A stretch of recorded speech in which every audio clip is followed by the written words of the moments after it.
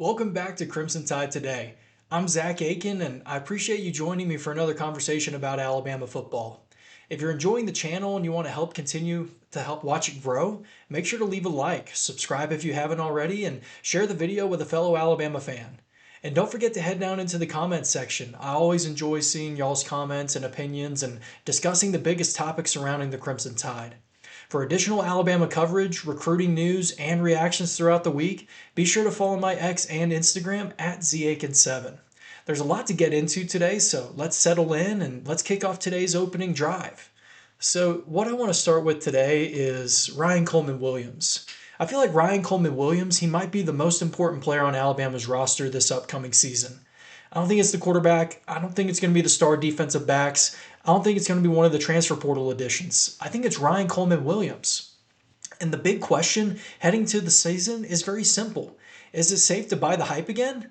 If you think back to his freshman season, Coleman Williams, he looked like the next great Alabama receiver. He burst onto the scene as one of the youngest stars in college football, and he finished with 865 receiving yards, and he had 8 touchdowns. He made game-changing plays, and including that unforgettable performance against Georgia, and it quickly became one of the faces of the sport. But then came last season. The numbers, they weren't terrible, but they weren't what Alabama fans expected. His production dipped to 689 receiving yards and 4 touchdowns. But more importantly, the drops, they became a major storyline. Coleman Williams was charged with 10 drops during the season, and that was the highest total among Power 4 receivers according to Pro Football Focus. For a player who's entering the year as a potential superstar, it was very frustrating to watch. But the encouraging part is Coleman Williams, he hasn't run from the criticism. He's openly talked about the drops and he's taken responsibility for them throughout the offseason. He said that the issue was much mental as it was physical, and he spent months rebuilding his confidence while putting in extra work on the jugs machine to redefine his skills of his game. He's also been hitting the weight room this offseason. He told SiriusXM that he's added 15 pounds of muscle to his frame. That's just a couple reasons why so many people around the program believe a bounce back season's incoming. There's also reports that he's healthier than he's been in a long time. Coleman Williams said he's feeling whole again, physically and mentally, after battling through injuries and adversity.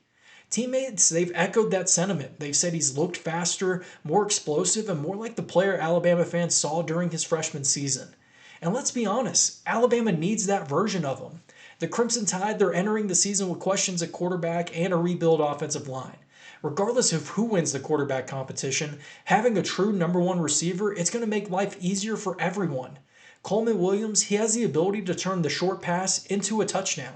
Few players in college football can match his acceleration and big play ability when he's at his best. Another thing that stood out this offseason is his maturity. He's embraced the leadership role. He's spoken openly about creating his own legacy, and he's even adopted the Coleman Williams name on the back of his jersey as a way of honoring his family. Teammates and coaches have consistently talked about how much he's grown as a leader heading into year 3. So, is it safe to buy the hype again? I think the answer is yes, but it's with one condition. The hype shouldn't be based on what he did as a freshman. It should be based on the work he's done since his sophomore slump. Because the talent, it's never disappeared. The speed has never disappeared, and the playmaking hasn't gone away either. It's about consistency. If the drops are truly behind him, Ryan Coleman Williams, he has every opportunity to become one of the best receivers in the SEC and reestablish himself as one of the biggest stars in college football. And if that happens, Alabama's offense could look a whole lot more dangerous than people expect heading into 2026. So one of the most interesting questions surrounding Alabama football right now, it's very simple. How good can this team actually be? We're only a few weeks away from the start of fall camp, and there's plenty of questions of unknown surrounding the Crimson Tide. Yet despite those questions, Alabama is entering the season with college football playoff expectations. So what is the ceiling for this Alabama football team, and what's the floor? Let's start with the best case scenario. The ceiling for Alabama is a trip to the college football playoff and a legitimate shot of winning the national championship. I know that might sound ambitious, but I think the talent is certainly there. The defense has a chance to be one of the best units in the SEC. Alabama returns all of the experience in the secondary, and they've added impact players through recruiting and the transfer portal, and Kane Womack's defense should be entering year 3 with a much stronger understanding of the 4-2-5 scheme. If that side of the ball becomes dominant, Alabama can compete with anybody on its schedule. Offensively, the ceiling depends on one position more than any other, and that's the quarterback. Whether it's Keelan Russell or Austin Mack, Alabama needs to find someone to emerge as a difference maker.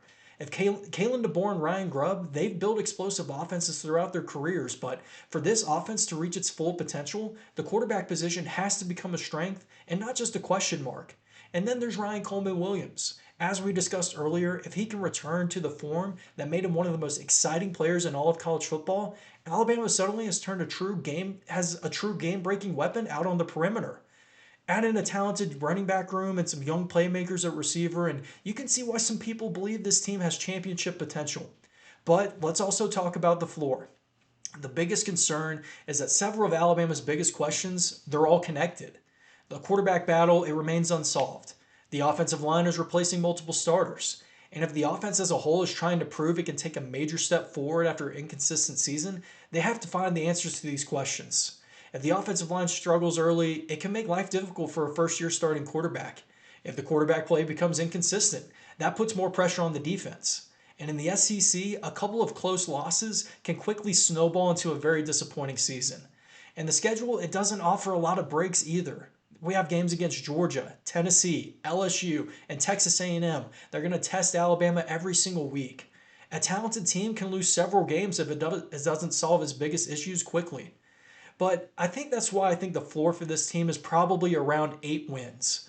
Not because Alabama lacks talent, but I think there's just enough unanswered questions that it's hard to pencil this team as a finished product today.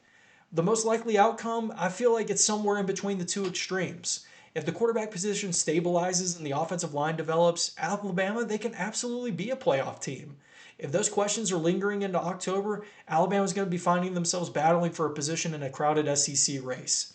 Either way, this feels like one of the most fascinating Alabama teams that we've seen in recent years. The talent, it says championship contender. The questions say proceed with caution.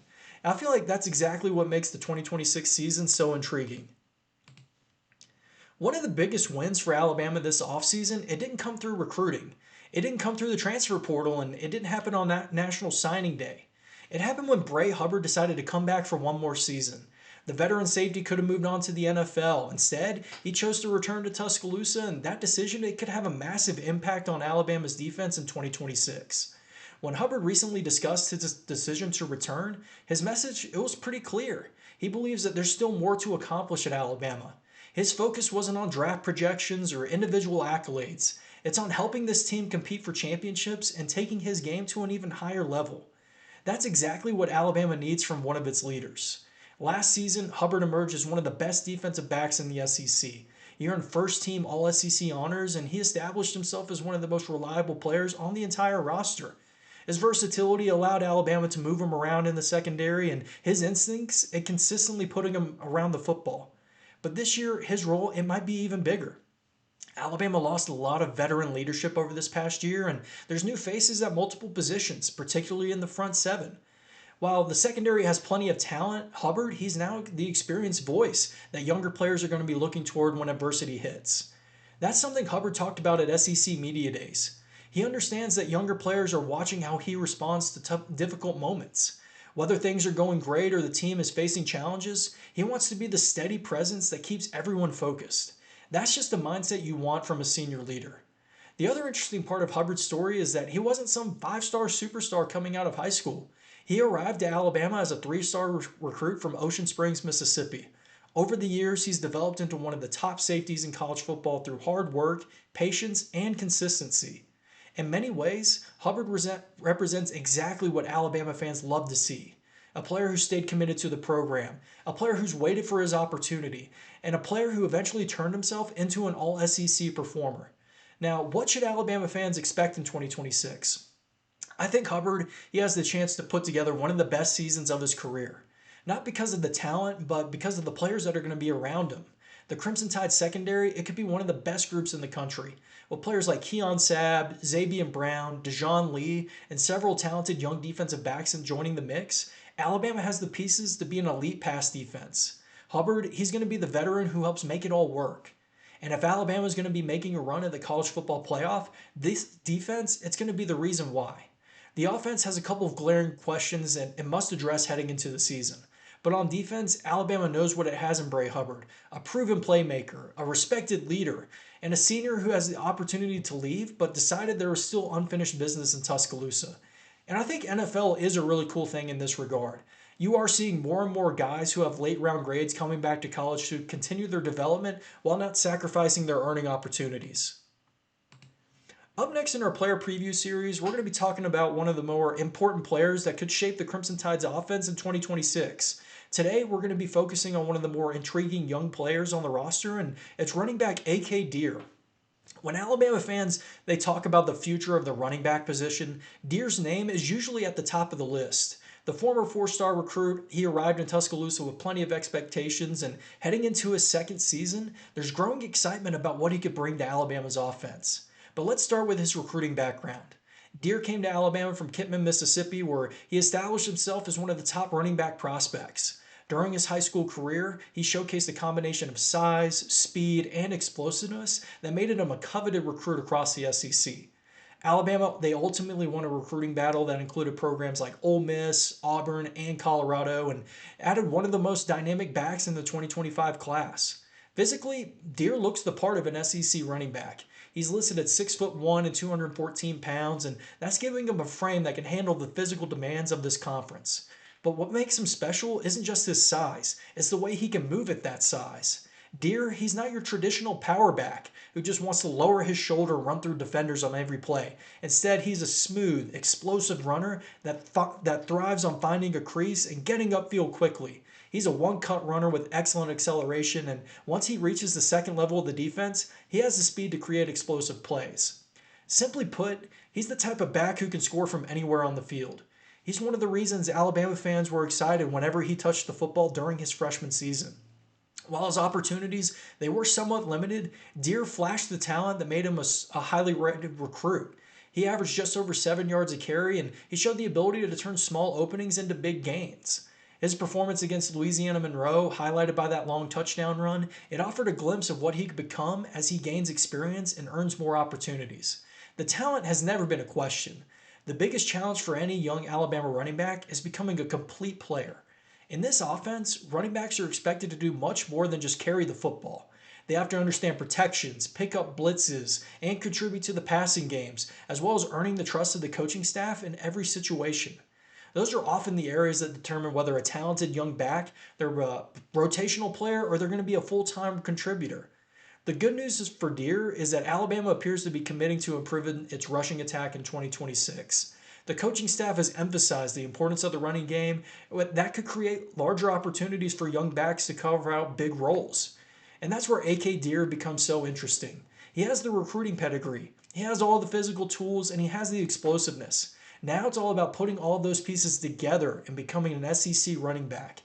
If he can continue developing and taking advantage of his opportunities this fall, Deer has a legitimate chance to become one of Alabama's breakout players and a key piece of the offense moving forward. Now, I haven't been shy on the impact that five-star E.J. Crowell that he can make on the team this year, but in my opinion, Crowell, he's going to have his hands full because trying to take the RB2 position that Deer is looking to secure in fall camp, it's going to be a tough task. For Alabama fans, this is a player worth watching closely. Because if everything clicks, A.K. Deer, he has the talent to become one of the next exciting playmakers in a long line of Alabama running backs. So guys, that's going to wrap up for today's show, but I want to hear from you. What are some thoughts what were your thoughts on today's topics? Did I overlook anything? And is there another Alabama storyline that you'd like to discuss in a future episode? Let me know down in the comments. If you enjoyed today's video, please consider giving it a thumbs up, subscribing to the channel, and enabling notifications so you're always up to date with Alabama football coverage throughout the season. For more Crimson Tide content between videos, including recruiting news, team updates, and analysis, make sure you're following me on X and Instagram at ZAitken7. I really appreciate you spending part of your day with me, and thanks for watching, and I'll see you in the next video. Until next time, roll Tide.